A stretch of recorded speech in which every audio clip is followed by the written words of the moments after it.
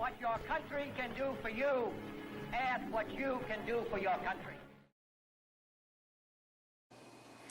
Good afternoon, peeps. The Sox are up 8-3. It's Mother's Day, and it's the Lord's Day.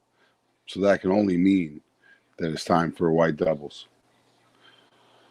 We are the show that try to get this tagline down there. I just came up with it last week. We are the show that translates the bullshit from the Beltway into a language you can speak. And I am your host, Radical Rich, the Liberal Stepper. And we are also your cure for foxitis. If you're suffering from it, come on here. We'll help you out. As you can see, we're working remotely today.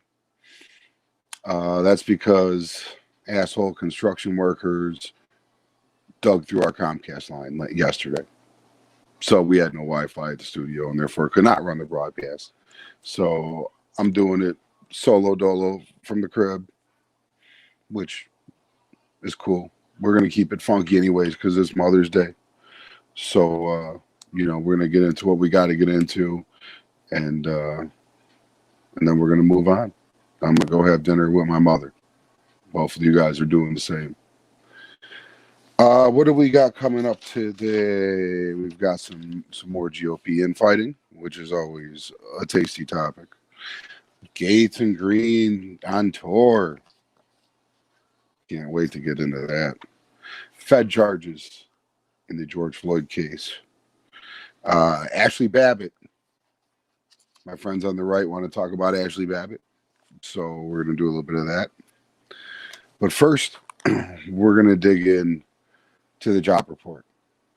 What it means, what it doesn't mean, and other aspects of it. Try to get myself together here. I feel all this trouble not being in the studio. So, the jobs report came out Friday. And we grew the economy by 266,000 jobs last month, the month of April. The problem is the economists predicted up to 1 million jobs. So we fell way short of their projections. And also, we grew 800,000 jobs the month before. So, by comparison, it looked like a downward turn, which I guess it was. Biden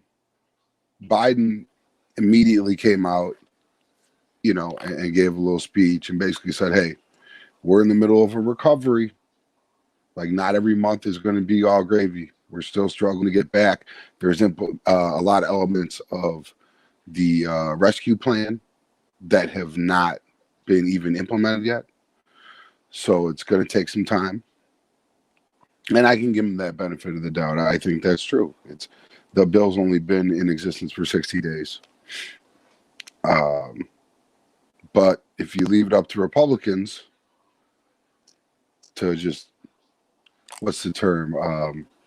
Not no good deed goes unpunished, but never let a crisis go to waste, I guess. They jumped right on it and said, this is what happens when you spend too much.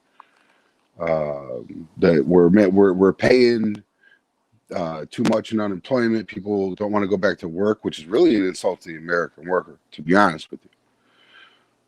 But we'll get a little bit more into what that means in a second. You even have the governors of South Carolina and Montana cutting the federal funding from their people, which I think is kind of bullshit. It only goes through September anyways. I did hear something about Wyoming giving like a $1,200 stipend to anybody that went back to work, which I guess is cool, but I mean, you're still costing them money. So what is this really about? And please leave your comments. I see I already got a couple. That's cool. I will address them a little bit later on the show. So just hang tight if you're waiting for responses on them. But what is the real cause? And I think there's a few. To be honest, there's a few factors. Let me try to read here. Oh, not this one. So 46% of kids are not full-time in person in school. All right. We're going to get a little bit more into the impact of COVID and all this stuff on women later. But that right there will slow job growth. There is the child care credit. I mean, but it doesn't even help in this case because they have to be in school. Maybe, I guess if you have like an all-day daycare, but I don't think they're doing remote learning in daycare for older kids. So that's a really tough position. The households that have kids in this country, one of the parents has to stay home.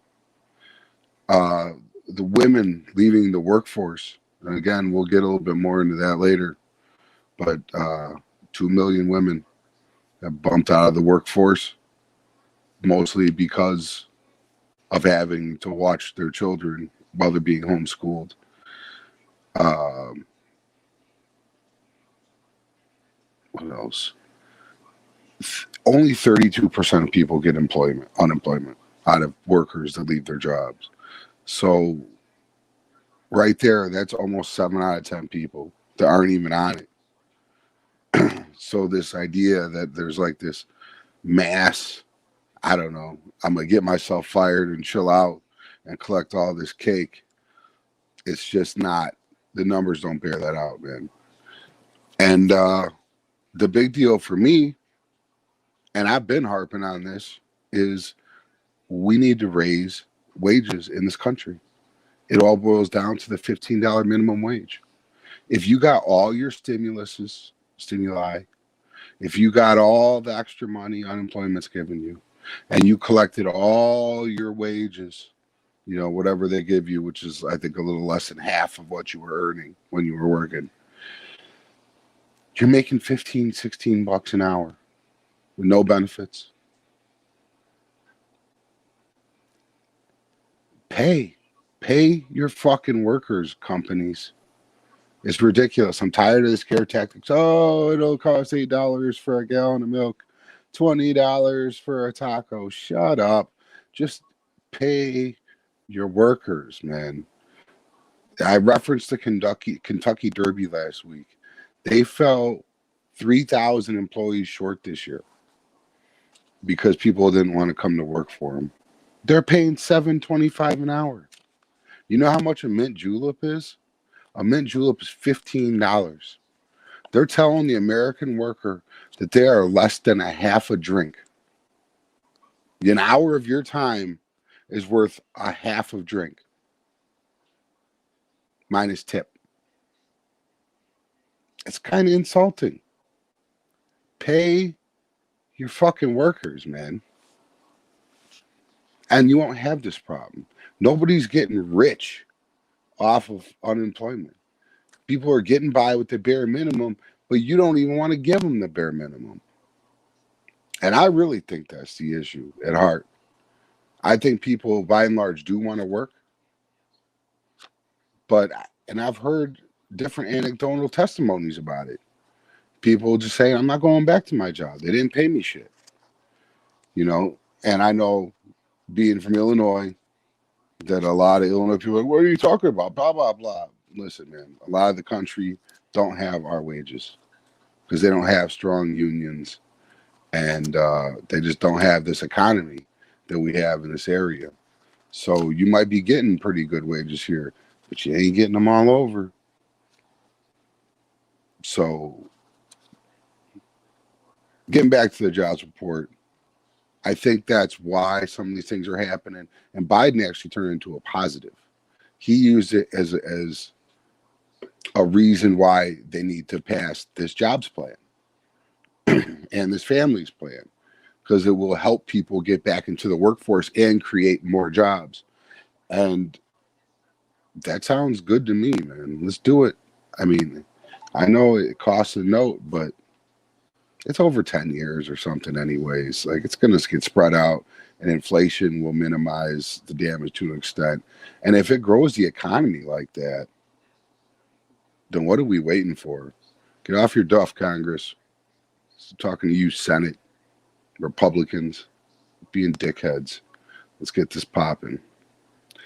And also, it's 1 month, man. Like I said, we just grew 800,000 jobs last month or the month prior. So we might grow another 800 next month. Janet Yellen had some interesting comments on it. I would have had them for you if I wasn't working remotely. But basically, when you dig past just the numbers, what you find is that a lot of the, what do they call them, like leisure and hospitality jobs are up. And those were the ones that were really impacted by COVID. So I think that's a good sign anyways. But, we'll keep an eye on that. Republicans, chill out. They just want to take any old thing and just jump off the deep end with it. It's crazy. Oh, look, it's 1 month, man. Trump created 60,000 jobs a month his last quarter in office. So, whatever. We still got 8 million jobs to make up, but we're coming along. GOP infighting. So we've talked about Liz Cheney. For anyone who doesn't know, she's a congresswoman from Wyoming, a House rep. She's Dick Cheney's daughter, and she has risen to the third highest seat in the Republican conference, which is the conference chair. So she's, fairly powerful within the conference. She's been in for a long time, but she's one of these old school, now they're old school Republicans, and she doesn't rock with Trump. She doesn't support what he's done. She constantly rails out against him, and the conference is tired of it, I guess. And it sounds like they're about to oust her finally. She survived one vote a few months ago, a vote to strip her of her chair.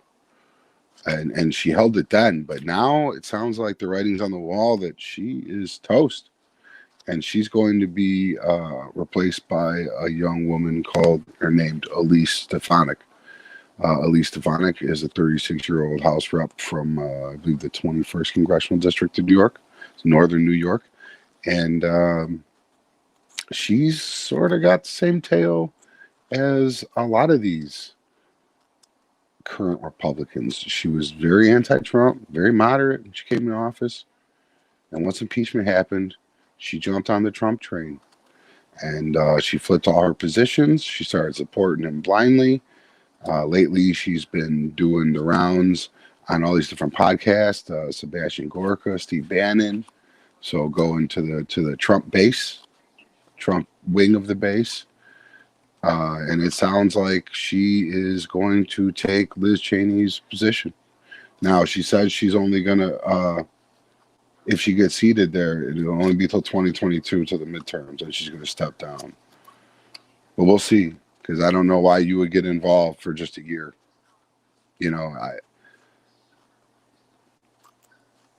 She's just following the trend of these politicians that jump on Trump's dick, and I don't think that she really believes like Trump. I don't think she necessarily agrees with Trump, but it's like go along to get along, and because they don't want to get primaried.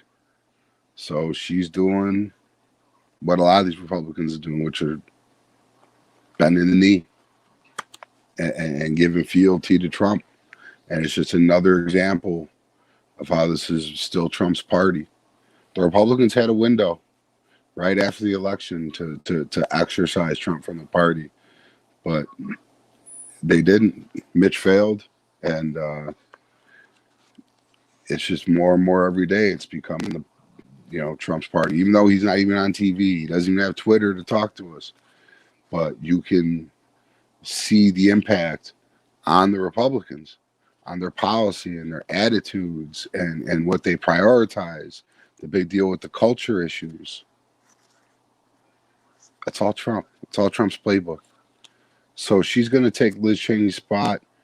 52% of Wyoming said they would vote for anybody but Liz Cheney. So we'll see how she fares as far as even keeping her rep seat in the future. I don't know when she's up for election again, if it's 2022. But she's in some trouble, and I think their party is too. Speaking of trumping the Republican Party, Matt Gaetz and Marjorie Taylor Greene began their tour this week. They're going all over the country, speaking, again, out of the Trump playbook, attacking rhinos. They started in Florida. You know, of course, Liz Cheney, aforementioned Liz Cheney, is a popular subject for them. But they're really putting themselves out there as the face of the party, and they're sort of becoming Trump's spokespeople, I guess you would say. So we'll see how many, stops they make and what kind of impact it has as it goes on. I wanted to pull some clips for you so you could watch it or at least hear it, but it was all just garbage, man. A lot of it was just, they were just dick riding themselves.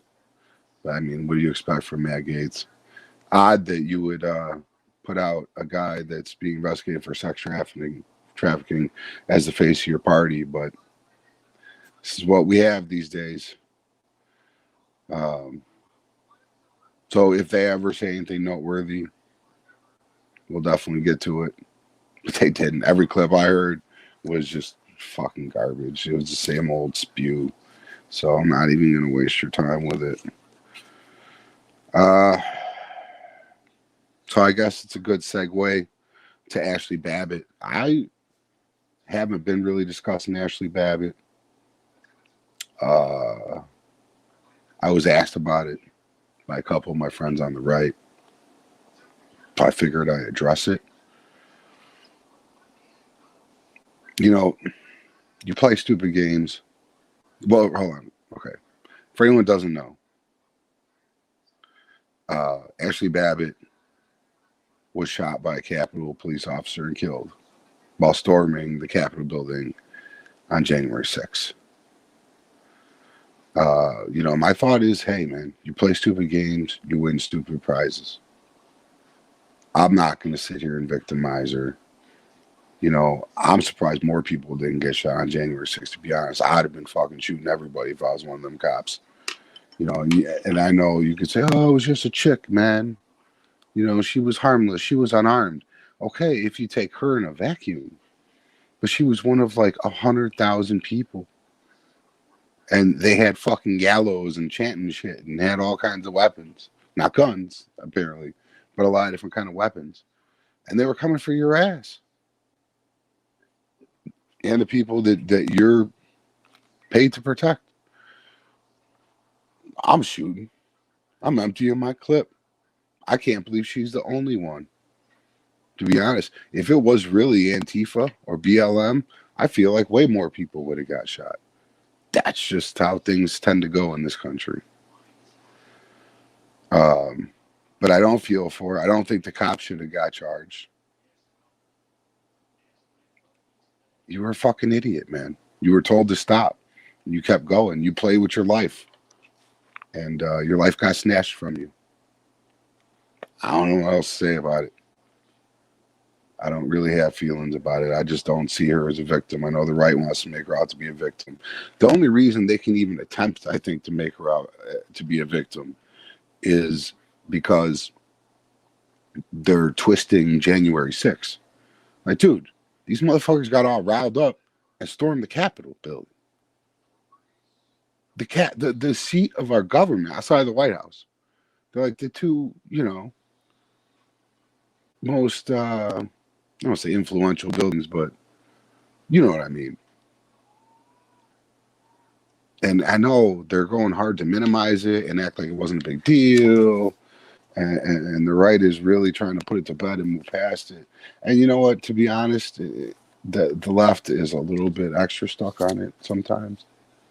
They need to do what they need to do, but, we don't need to hear every time some new footage is dropped or every time there's a pretrial court date for one of these assholes. Like, they are milking it a bit, but it was big news.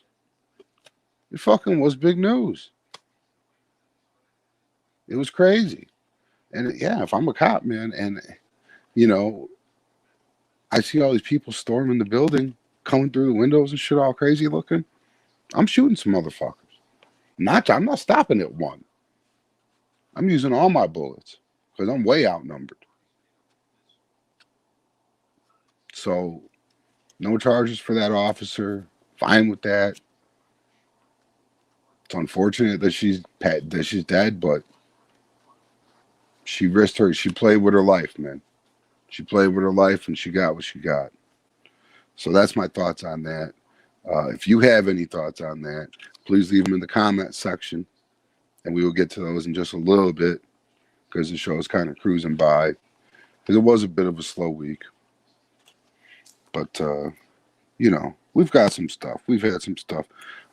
Federal charges brought about in the George Floyd case. All 4 officers were charged federally. Derek Chauvin for the actual act of killing George Floyd. The other cops for not providing aid. They were, it was a civil rights violation charges. Okay. I think there was 2 counts of that. And then there was a whole separate indictment, which we didn't even know about, which is probably why they didn't want to have Derek Chauvin on the witness stand to begin with. And that's that. I think it was in 2018. He grabbed a 14-year-old by the neck for 10 minutes and beat him over the head with a flashlight. So he was indicted with that too. This motherfucker had 18 excessive force complaints against him. 18. Okay. If there's not a problem in our policing, there's a problem in our policing. I don't even have nothing clever to say. There just is a fucking problem. When you can have 18. Who out here is listening to this can have 18 strikes at their job and still have a fucking job? It took him till he killed somebody. This dude should have been fired way prior to that. But he's getting indicted for it now. And now, people were worried about his sentencing, what the judge was going to give him, if he was going to take it light. Well, now with this Fed time, he's fucking sunk. And the fact he's already been convicted of murder, big trouble for Chauvin.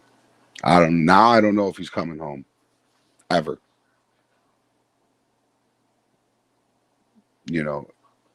And I think it plays. I don't know if this was part of the equation or the strategy, but one of the witnesses they're accusing of bias because he got caught in a BLM shirt or some shit. So they're probably going to appeal the state charges based on that. It shouldn't be enough. Sorry. It shouldn't be enough to wipe anything out. But you never know. But now with these Fed charges, it's big trouble, man. It's big trouble for Chauvin. And these other cops, too, to be honest. They might not get a ton of time, but for anyone that's not familiar with the prison system, federal charges, you got to do 85% of your time.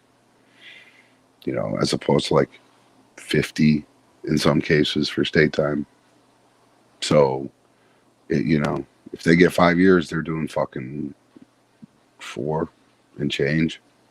If Chauvin gets 20 years, he's doing, I don't know, 18, 19, something like that, 17, without actually doing any fucking math, because I don't feel like it. So we will keep our eye on that as it develops over time, but it's definitely a corner turn for this case. Like, the odds of them coming home, or him coming home anyways, just went from fucking slim to none. Not a whole lot more to say. It is Mother's Day, so I wanted to take some time to give some credit to all the mothers out there. It's been a tough year.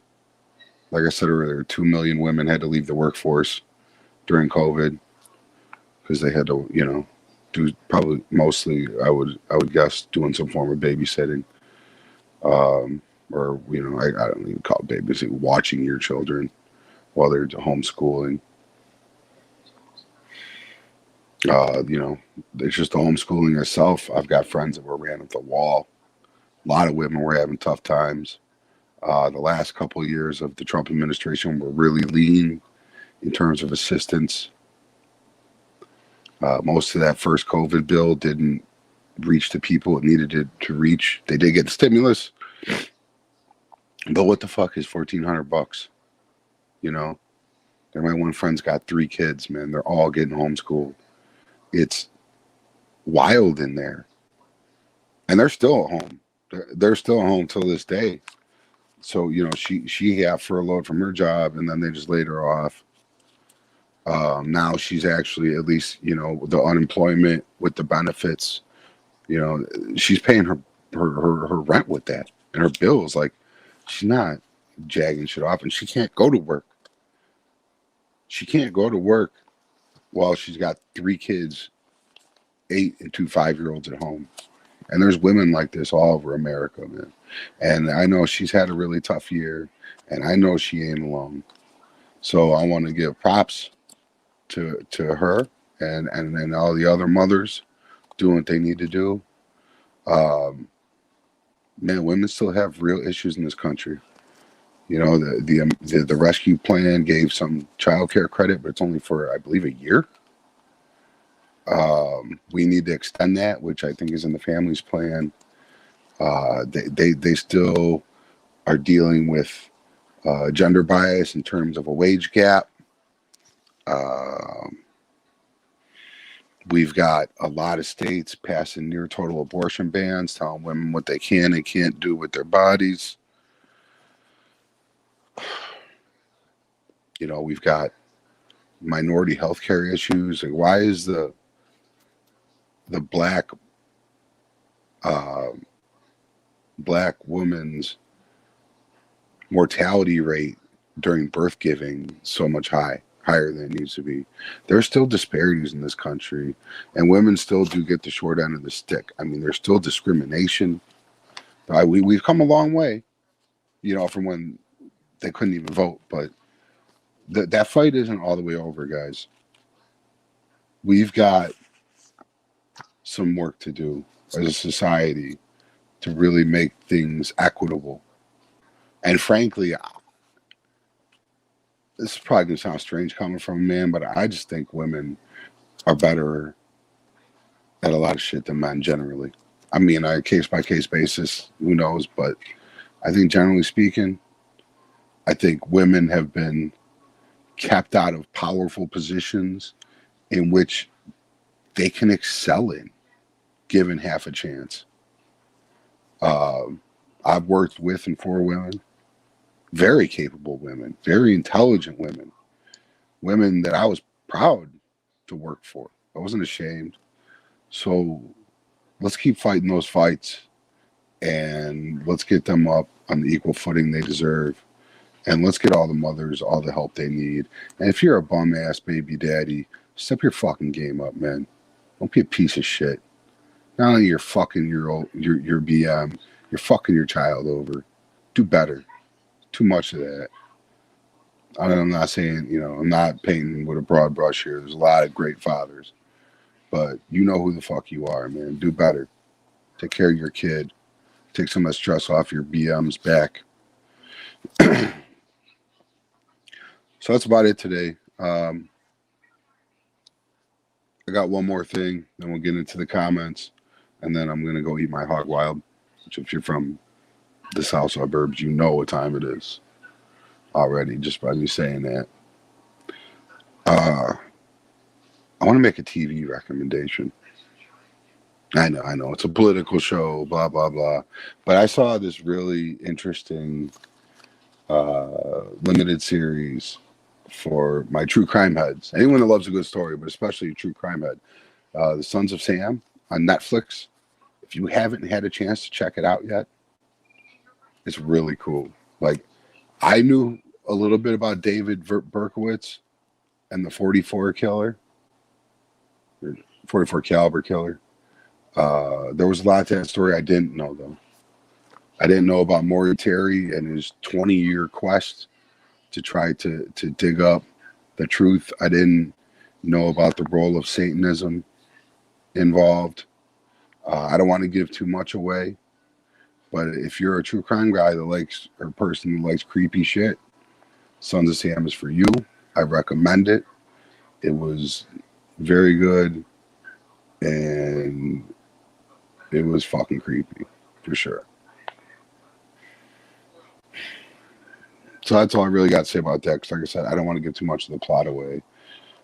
We got a couple quick comments, so let's see what the peeps got to say.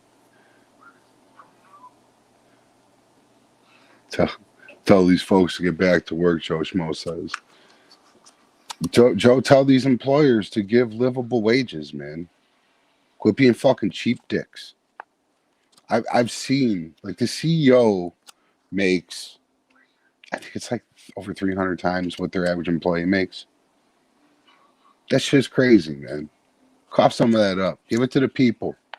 Let the people earn a living. Plus, you guys are all eager to have them go back to these jobs where they get suboptimal wages and then cover the gap on Social Security and Medicaid and food stamps and other government entitlements. And you don't want that. Right? That's coming out of your pocket. That's the thing that people don't understand. When bosses don't pay these wages, that gap is covered by the American taxpayer. That should offend you more than someone sitting at home getting $15 an hour. Plus, you know, we're still only 33% vaccinated as a country. So is it safe? I don't know. I mean, I'm starting to branch back out, but I'm vaccinated. But you're still talking 7 out of 10 people ain't vaccinated. So I'm not telling them shit, you know. Plus, you know, here's one other thing. I guess it's a little bit out of order at this point, but I'm gonna say it. I'm tired of the stigma of unemployment. Man, you've got companies like Amazon that don't pay no taxes. You got Donald Trump that had years where he paid $750 in taxes. These guys game this system all the time for their personal benefit. These corporations and these fucking wealthy people. And they're celebrating for it. Trump got elected on it. But Joe or Randy fuckface over here, you know, he gets $15 an hour for a year, chilling, trying to keep his family safe. And people want to talk to him like he's an asshole. Man, let Randy and his little $15 an hour live, man. You let Bezos get off the hook with fucking hundreds of millions of dollars. Randy fuckface ain't your problem. So we need to get over that stigma. Everyone else is getting their piece off the government, man. But the only person that gets shamed is the people that need it. It don't make no sense to me. You know, these wealthy and these lobbies, they write laws to benefit them. They have people write them up. Come on, man. It ain't Shaquanda, the fucking cashier at Walgreens, that's the problem. Whatever. Anywho, Firm, what up? Mike, good to see you checking in. Hope you guys are having a great Mother's Day. Some small businesses. And you know what? If your business model is so shitty, Frank, that you can't afford to pay a livable wage, then you shouldn't be in business. Businesses fail all the time for numerous reasons. That's just how I feel, man. You know, any small business that can't afford that, like, I mean, what are we talking? Like an auto mechanic? It's probably just you in a garage. You know, here, I'll hang out. I'll hang out online a little bit. What businesses can't afford it? I always hear about these small businesses that can't afford to pay workers livable wages. And by the way, like I just said, Frank, um, if they don't pay them that, basically the balance comes out of your pocket because they're going to have to go to the government to subsidize what they're not getting in wages. That's why there's Walmarts that have SSI offices, Social Security offices in them. Small mom and pop retail, but how many employees are they even employing then? If you can't afford to pay someone a livable wage, you're just not a good businessman, or your business is the wrong size. Bring your kids in there then, I guess. I don't know.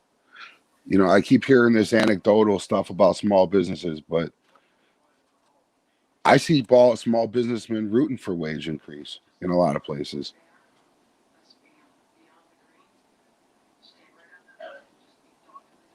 What details are relevant? You have to be a little bit more specific.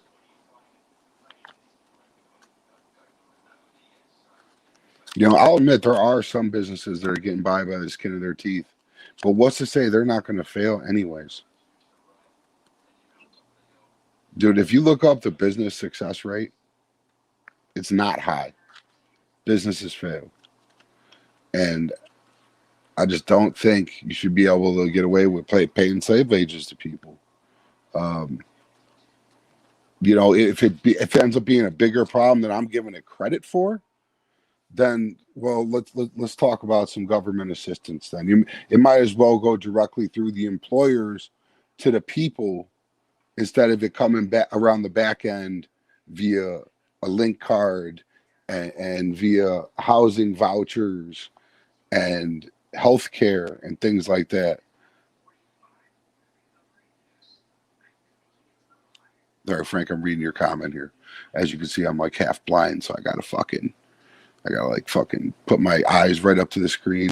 Sorry, I'm trying to fast into the details of the business, what they do with the employer. And how many, yeah, well, I mean, there's a lot of, yes. That's why it's hard to be like, small businesses. Each business is different. It depends on the product or service they're providing. It depends on the size, the length they've been in business, and really it depends on the capability of the owner. I always feel like this, and I've kind of been an independent businessman for the bulk of my life. I've never been good at being an employee. Like I feel like if you're creative and you find outside the box revenue streams that and you're forward thinking, that your business will survive.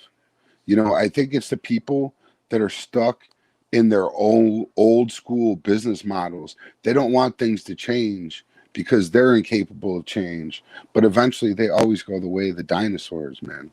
They're gonna go extinct.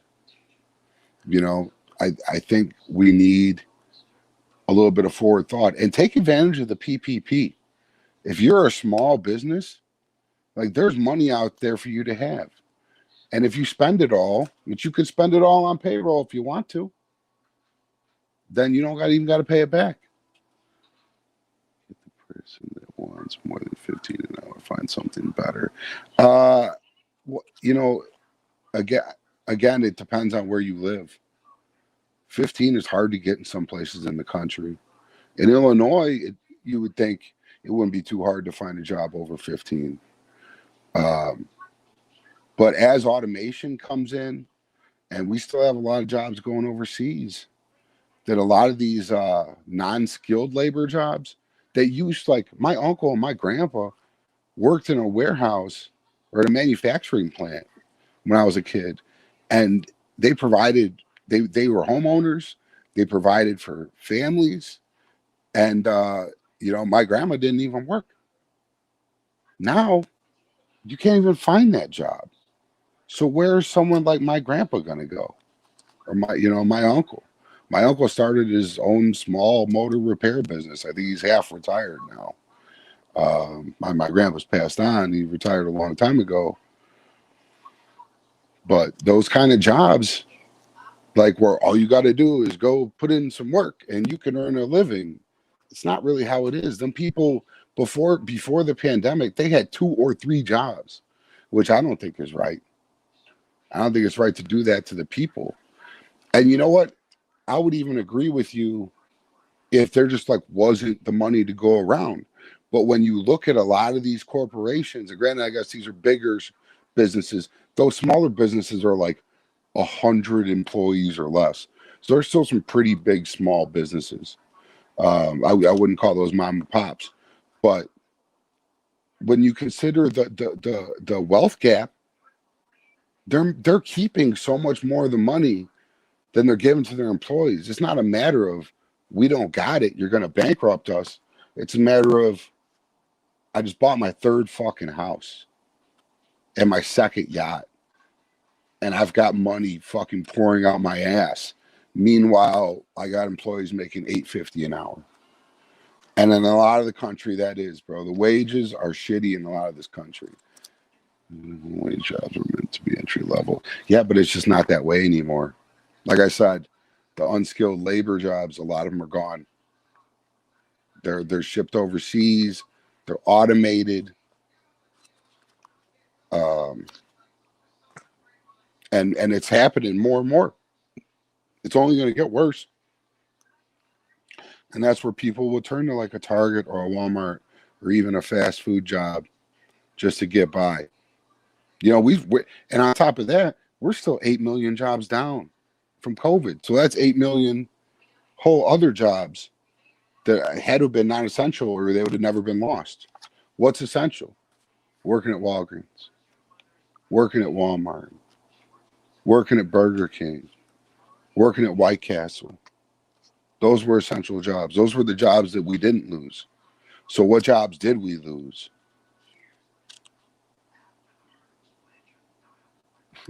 What up, Droops?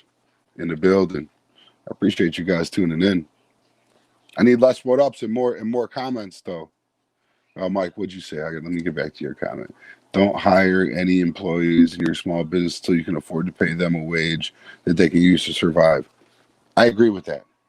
If you can't afford to pay a motherfucker, then you probably don't have enough work in a lot of cases, or you probably should just do it yourself. So, I mean, it's a hot topic. And I know, like, I understand the idea. There's a lot of hardworking people out there like, well, I'm working for mine. Why don't they got to work for theirs? And I get that. And I commend the people that are working. It's not supposed to be a diss on them.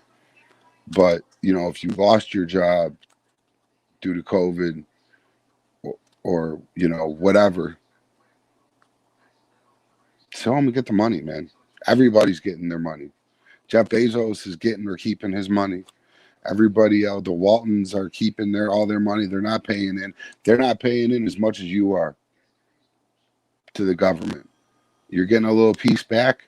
You paid into that. People act like it's a handout, man. You paid into that with your earned income. That's just how I see it.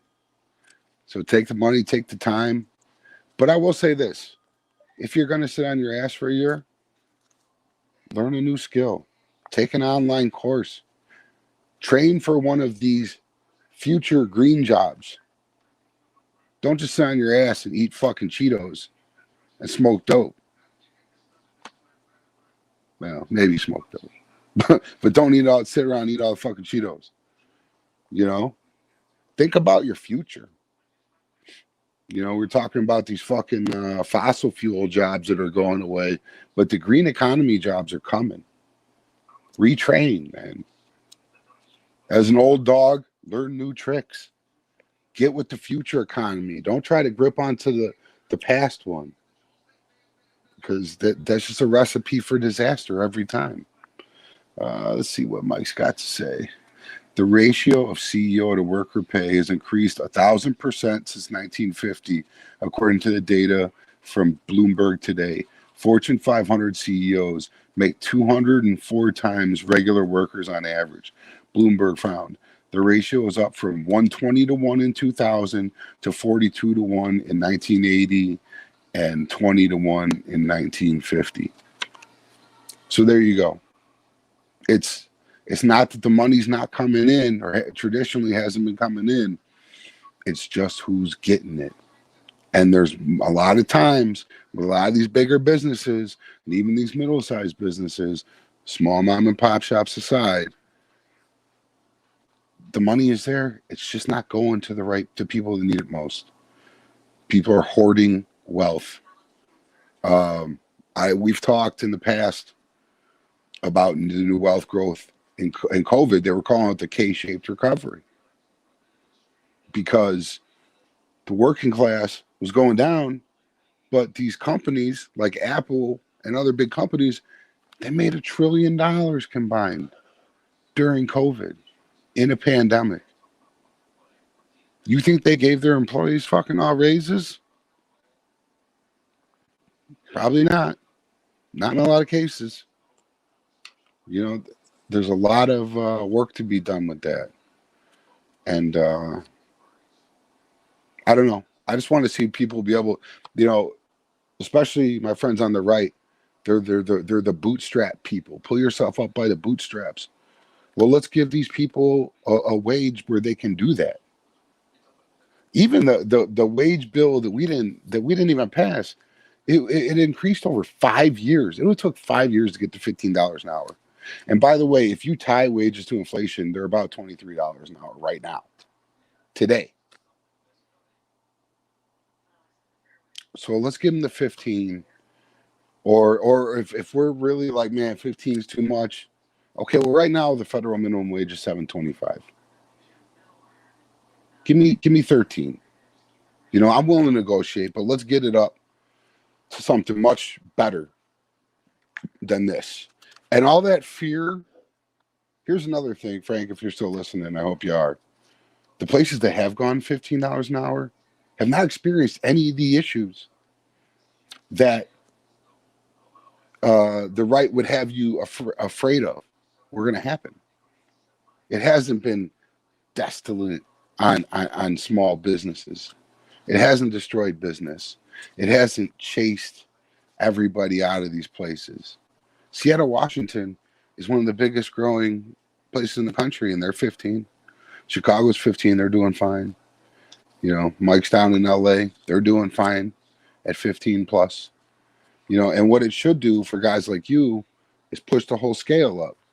I don't want to even presume to know your wages, but if you're getting something close to 15, you can say, hey man, this dude's getting 15 for flipping burgers. Like, give me 20.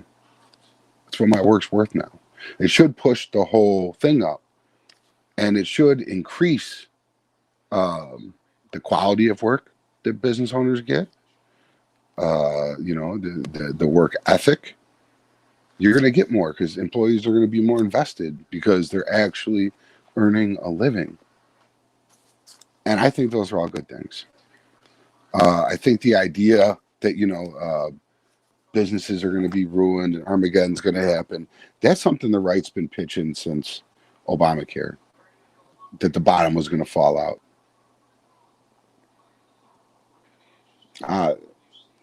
I don't really buy it. I haven't seen any evidence for it, and a lot of times I just feel like I can tell scare tactics when I see them, and the fear of 15 is just scare tactics. It's going to be good for society. It's going to increase spending. It's going to bump the economy because people will have more disposable income. It will deduct the amount of entitlement money that we kick out because people will be able to pay their own way in a lot more cases. So I think it's a good thing. All right, I'm going to eat my ribs, guys. As always, like, share, subscribe. Hopefully our Wi-Fi will be back next week. But either way, I will be back next week. I'm Radical Rich, the Liberal Stepper. This is White Devils. Again, everybody have a happy Mother's Day out there. And watch Godfather Harlem. We'll get into that next week. Yo, what happened to pigs?